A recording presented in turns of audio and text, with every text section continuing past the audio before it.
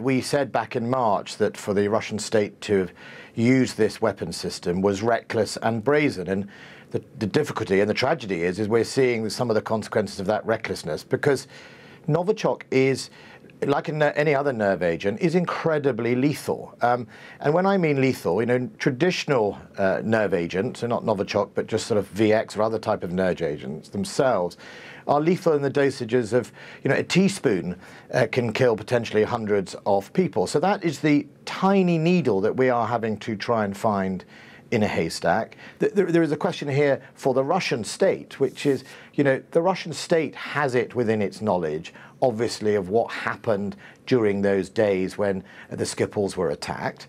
You know, their chance to tell us, to help us, actually, in this investigation is there. If they want to help the people of Salisbury be secure, then they can have a chance, because, well, you know... Yeah. They deny any involvement, of course. We are trying to piece together an attempted murder by a state, yeah. And that means that the police will not have all the 100% of the facts in order to guarantee the levels of safety that yeah. people might think. We can get very close to a high guarantee, but that's why Public Health England warns and gives precautionary measures to try and keep us safe. I'm not sure how Russia's going to help when they deny any involvement, and you're accusing them of attempted murder. I mean, how are they going to get involved with the investigation? They have a chance to put their wrongs right. You know, I am absolutely certain that no matter how long it takes, because we have some of the best intelligence services and police officers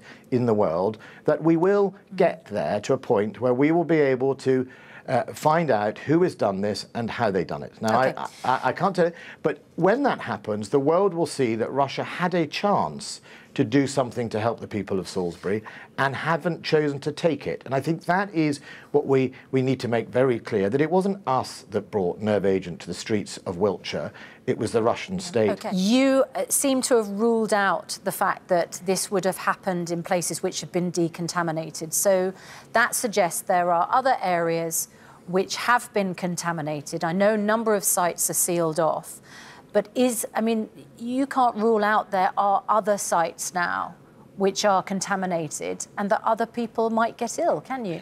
Well, no, I mean, because, you know, until we have pieced together minute by minute, day by day, what happened in the attempted murder of the Skiprials, the advice we can give will be based on science, probability, and the facts we know at the moment. And that will obviously shape, and that's why precaution is a very important part of this process. But precaution to what? If you don't know where these other potential sites are, and you don't even know the radius from those sites in Salisbury, how big that is, well, what are we going to be cautious about? How far do you take it? You know, if you are in the area of Salisbury or Wiltshire and you are worried about suspicious things on the ground, don't pick them up if they're not linked to you, or you know what they are. If you are showing signs or feeling unwell linked to you know, the symptoms of Nerve Agent, you know, which are there, you know, present yourself at a hospital. And, you know, let's be clear here, in Salisbury, we have people who have been involved and now have the experience to see very quickly. Is the suggestion that these two people had picked something up which was contaminated?